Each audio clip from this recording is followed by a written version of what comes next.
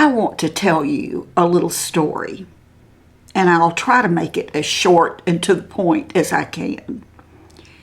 But when this happened to me, it just brought back a flood of memories. And once again, I realized how thankful I am for what happened to me at a very young age. But let me tell you what happened, and this was about 3 weeks ago. Some of you know that Jim and I took a trip to Little Rock to see our daughter Jennifer, or my daughter Jennifer, and the twins, 4 years old. Wow. To spend a few days with them. And we flew. When we left Atlanta, flying to Pensacola, coming home, I was sitting in an aisle seat. We were not yet getting ready to land, so the flight crew was scurrying through the cabin, doing a pickup, like they always do. And from behind me, I heard someone say, "Oh my gosh, I love that ring. I love that ring. I love that ring. I love that ring." And it got my attention. And I looked down, and on my finger, I had the ring on that so many of you have seen. I bought it for myself this past birthday in July. I got it at Kendra Scott at the mall, and I love heart jewelry, and it was a mood ring that was shaped in a heart, and it actually changed colors. And I wore that ring every single day on this finger. It was like it became my uniform. A few weeks prior to this, I noticed that the ring had stopped changing colors. It had turned black, solid black. And I mean, you know, I kept getting it in different lights and in different situations, and it just would not move off of black. So one day I went over to Kendra Scott and to see if I even had any kind of a warranty on the ring. It was costume jewelry. It was under $100, I'm sure. The girl told me that they no longer carried that stone.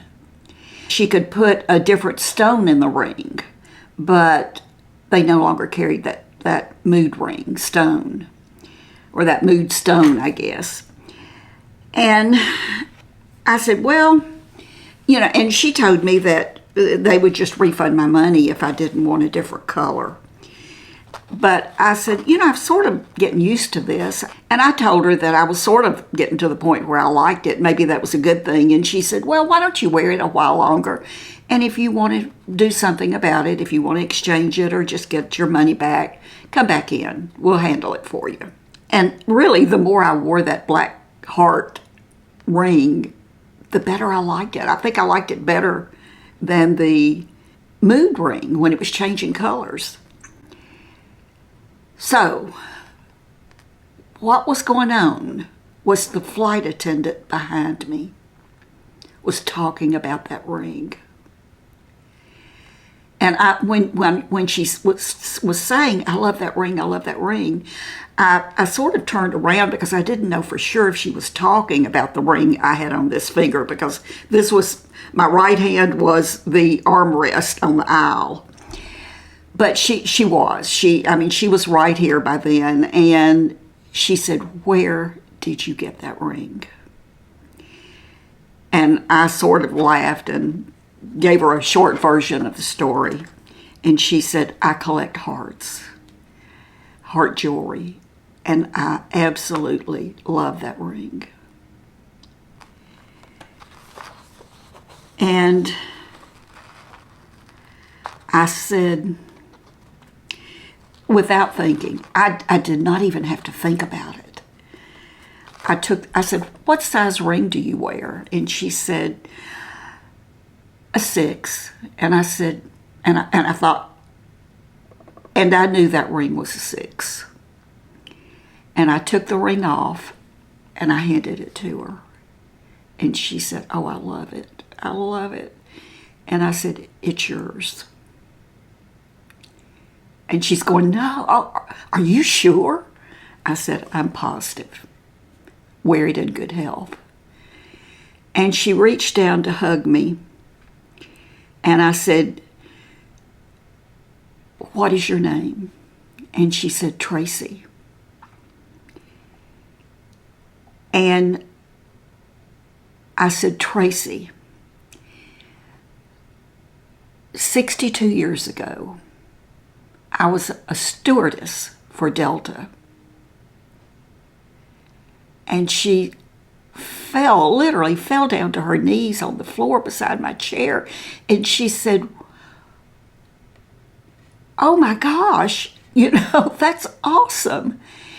And I said I was. And she wanted to know how long I flew and, different things. And she said she was on her knees, and she reached over and she hugged me again. And she said, "I want to thank you. I want to thank you." And I said, "Well, why?" Well, I knew. She said, "I want to thank you for something else." She said,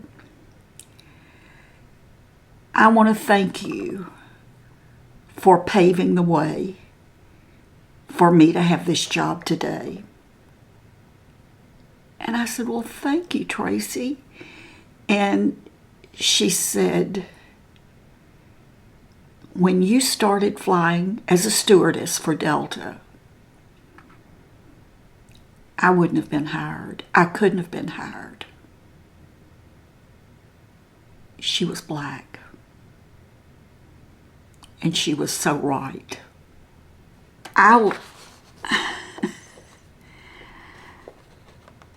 This year was Delta's 100th year. So it meant that they had only been flying about 40 years when I started flying. We talked about it, and for a minute there, we talked about other things. When I first started flying, there was, unfortunately, there was discrimination. Not just with the color of your skin, but about your looks. And this was not just Delta. This was the airline industry for their stewardesses. And we talked about the fact, and I told her, I said, what I remember other than that is that we had to be a certain height. Our weight had to be a certain weight in proportion to that height. And if we wouldn't have even been hired had we not been a certain height. That was a done deal. But our weight had to be in proportion. And if we ever got a pound or so over what they considered our maximum, it didn't matter what our body bone structure was or our frame. That had nothing to do with it. It was all about height and weight. So if we were even a pound over the maximum that we could weigh for our height, according to them, we were grounded immediately. And 3 groundings and you were out. You were gone. You were fired. I had always had long hair. My hair had to be above my collar. Had to be its natural color. It was bleached by then. We had to wear red nail polish because we served food, and in case underneath our fingernails got dirty, the red nail polish sort of hid it. With Delta, we were not allowed to wear eyeliner. And do you know how popular eyeliner was then? One Friday night, I hadn't been flying very long, and I had a flight out about 7 o'clock, going to, I think, Kansas City and maybe Chicago to lay over. And it was a Friday night, and I thought, there's not going to be a soul in that stewardess lounge. I wore eyeliner. And guess who was there? The chief stewardess. Guess who was sent home? Me. So when I got home, I looked up some of the requirements of when I first started flying. In 1960, which was, I started flying in 63, I believe. We were called stewardesses, and we had to be single. I've got my list here. We had to be single, we had to be childless, we had to be between 21 and 27 years old, and within specific height and weight limits. We had to be between 5'2" and 5'9". Our weight was 105 to 135, depending on our exact height.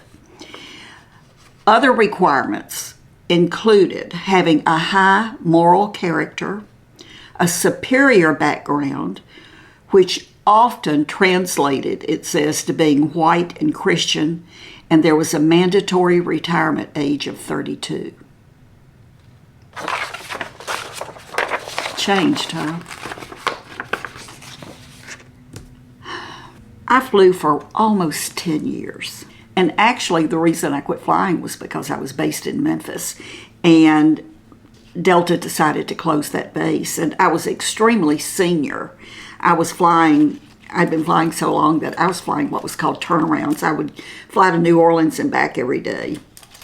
One time, that was it. I slept in my bed every night. But to continue to fly, I would have to move to one of their other bases. And the year before I got married, or a couple of years before that, I had gotten married because it was allowed then. And we just didn't want to transfer at the time. It was just better for me to go ahead and quit.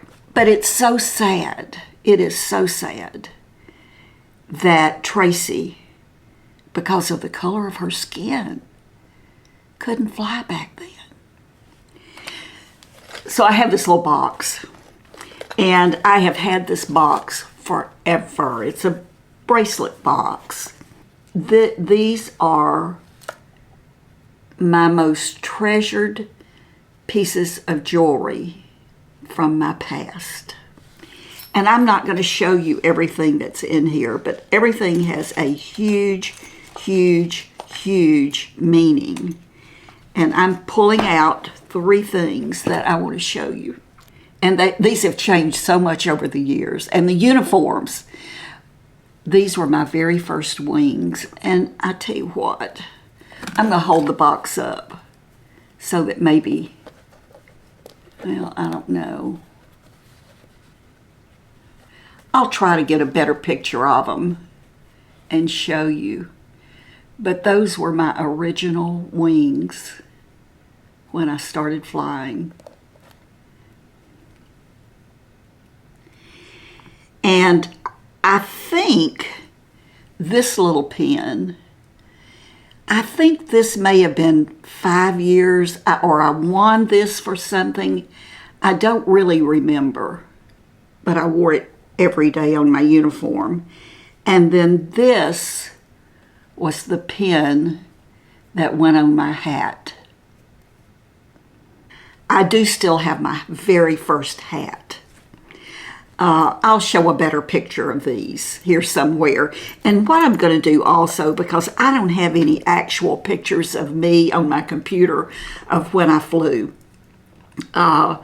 They're packed away somewhere in a scrapbook, but I found pictures of the actual uniforms that I wore during that almost 10 years of flying for Delta. And they were fun. It was fun. It was a wonderful job. It was a fun job. It was totally different in every respect from the way it is now. I've never really talked a whole lot about my childhood, my teen years. We were poor, like so many. We were poor. There's no other way. There's no other way to describe it. We were poor. I wore my best friend's hand-me-downs. That was just the way it was. Going to college after graduating from high school, and by the way, in my box, I have my class ring that I worked to pay for. That was the only way I could have gotten it. But there was no way I could go to college. So I got an office job. I was a little receptionist or secretary or something because I had taken typing and shorthand in high school. And I didn't work that job very long, and I was looking and found a job for a bank in Memphis. I was in Memphis. And got a job at the bank and as a teller. And after a few months, I was in the big main office downtown. And after just a few months, my boss came to me and asked me if I would be interested in moving out to the medical center branch and being a teller there. And I said, sure, that would be fun. So I went out there. And I'd been out there for about a week. And I was there one day and just doing my thing at my window, and this young man walked up to cash a check. And I didn't pay a whole lot of attention to him. I cashed his check and didn't think anything about it. And a few days later, he was back and he cashed another check. And I thought, well, okay, I recognized him from the time before. And this happened just every 2 or 3 days for about a week. And then finally, he asked me out. He was a med student at the University of Tennessee. He was from East Tennessee, but he had come to Memphis to med school. We started dating. And we dated for several months. And back then, if you're my age, you'll remember most towns had a big, thick Sunday newspaper with lots of classified ads. And one thing we did always is we looked at the classified ads for jobs. We were always looking, my friends and I, we were always looking for a new job. And whether we really wanted one or not, we wanted to see if there was anything out there that was better than what we had. Do any of you relate to that? But yeah, so one Sunday morning, while I was dating him, I looked at the want ads, and there was an ad for a stewardess for Delta. And I thought, oh my gosh, that might be fun. I knew girls who had applied for the different airlines. And the thing back then was, there was sort of a saying, when you go for the interview, regardless of how it turns out, you can never call them and say, did I get the job? If they want you, they will let you know. If they'll call you and let you know. If you don't hear from them, they're not interested. That was sort of understood back then. So, and I had only flown one other time, and it was when I had that first little job as a receptionist. One of the owners of the company owned a little Cessna 130, single-engine airplane, and our office was out by the airport, and he would take a couple of us girls up at lunchtime and on our lunch hour, and we'd just fly around the city and come back. So I had flown a couple of times, really, on his plane. And so that was the only time I'd flown. So anyway, this was Sunday when I saw the ad for Delta, and Monday morning, at my first break, I found a payphone and I called the number. And the chief stewardess answered the phone, and she asked me if I could come in after work that afternoon, and I told her yes. I mean, I had on the clothes that I wore to work. And I said yes. So I drove out to the airport, had the interview, and she said, this is Monday afternoon, she said, can you go fly to Atlanta tomorrow to interview with the chief stewardess in Atlanta? And she hired all of the stewardesses. And I thought for a minute, and I said, I guess so. So I didn't tell a soul. I did not tell one soul about the interview or that I was even calling. I didn't tell my mother. I didn't tell my sister. I didn't tell anybody, my friends. I got up the next morning. She had given me a pass. I drove myself to the airport, parked, went in, got on that airplane. She told me where to go when I got to Atlanta. I called in sick. I did stop and I called in sick to my job at the bank. I got to Atlanta and the office was in the airport in Atlanta, down in the guts. Made my way down there, went in to see her, was there about 30 or 45 minutes. The interview obviously was over, and I said, she stood up to shake my hand, and I stood up to shake hers, and I said, so will I hear from you? And she said, about what? And I said, well, whether or not I'm going to be hired. And she went, oh, well, you've got the job. I thought you understood that. And I said, no. And she said, can you be here in 2 weeks for training? And I said, yes.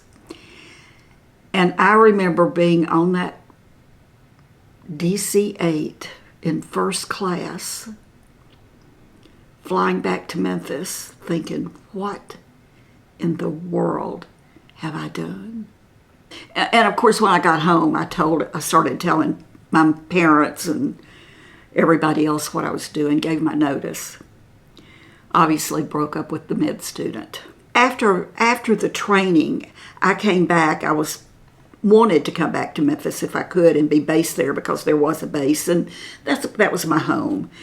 And so, but the very first day after coming home, all of us who were coming back to Memphis, I think there were 4 or 5 of us, we had to go in and meet again with the chief stewardess and talk about all the ins and outs and things we needed to know. And I sort of got to know her, and I asked her at one point, I said, why was I hired? I mean, I was thankful that I was, obviously, but why?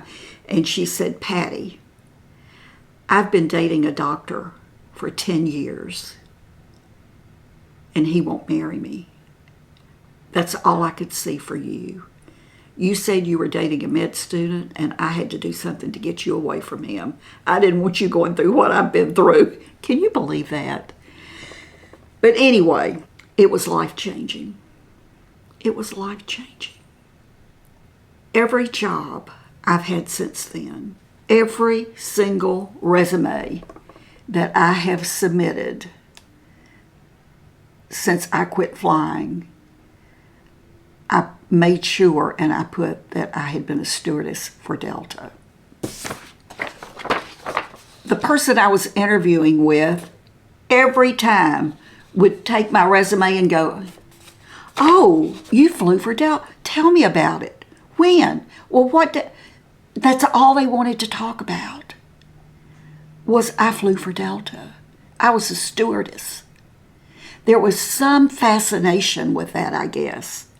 I mean, every single job I had in the interview, we talked about the time I flew for Delta. So like I say, it was life-changing, just as it's been for so many women and men, and now of all colors, all sizes, all ages. So I finished talking to Tracy. She had to get up and finish her duties. And we landed. And as we were deplaning, of course, she was up at the cockpit and the cockpit door was open, and there were a couple of other flight attendants there with her, and the crew, the cockpit crew, and she's standing there, and she had her arms full of those biscuit cookies that they serve. And she reached over and she said, this is all I have to give you. And I'm going out, both Jim and I are going out with our hands full of biscuit cookies. It was life-changing. This box, this would mean nothing to so many of you But I've worked for companies that had lots of awards that you could win, and these are gold and diamonds and gemstones and pearls and all of this. They're things that I've won or earned, not won, I've earned from different jobs I've had. Except maybe my high school class ring. A pair of earrings that I bought myself that had special meaning because of all, that tied into all of this. I was raised by my mother and a stepfather, and my birth father had given this tiny little ring to my mother when they were married, and my aunt had it and gave it to me. I have in here somewhere my first engagement ring and my grandmother's wedding band.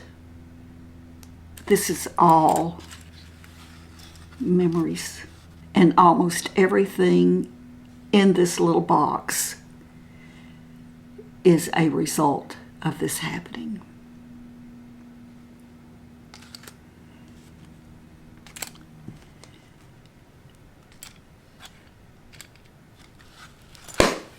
My rings from Jim will go in this box, and this will go to Jennifer, my daughter, and then it will be passed on to the twins.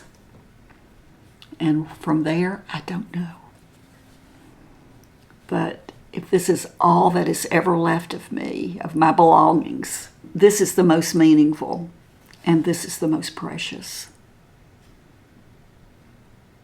Those wings changed my life. And I'm thankful for you, because let me tell you something. These wings got me right here today.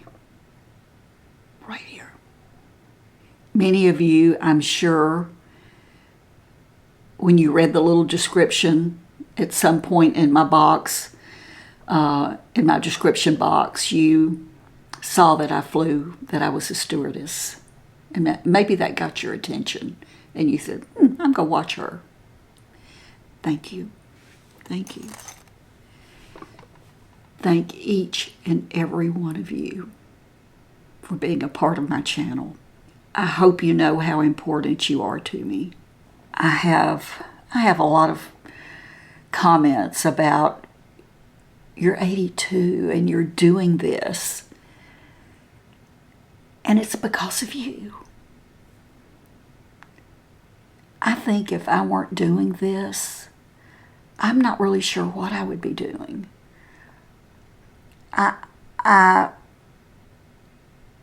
You keep me, you help keep me alive and thriving.